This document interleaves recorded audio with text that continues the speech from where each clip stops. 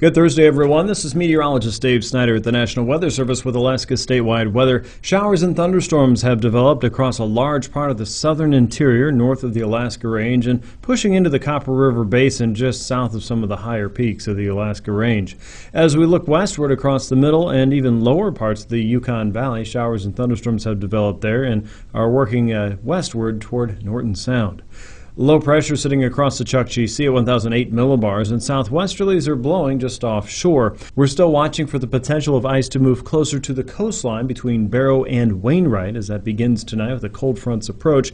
We'll see northwesterlies battle the southwesterly flow of the canyon current moving around Barrow.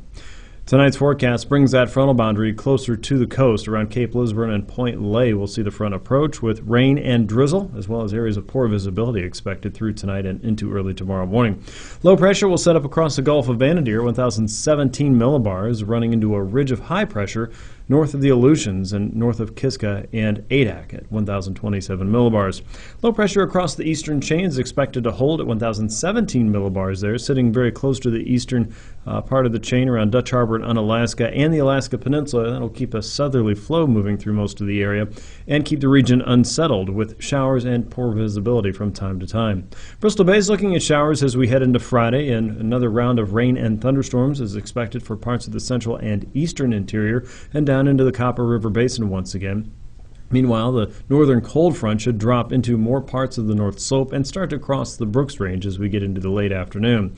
Warmer air will try and surge northward of St. Lawrence Island and through the Bering Strait, but colder high pressure is coming in right behind it.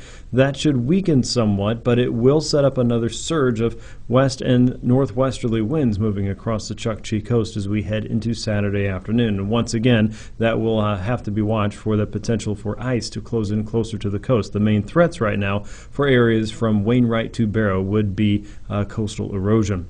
As we look at areas southward for Saturday, a frontal boundary will move toward the Alaska Range, and showers and thunderstorms could move a little bit further south of the Talkeetnas. Still looks pretty dry in southeast, areas of clouds, but relatively dry, and mild weather continues into the weekend. With Alaska statewide weather, this is meteorologist Dave Snyder. Find us online anytime at our new websites at weather.gov/Alaska.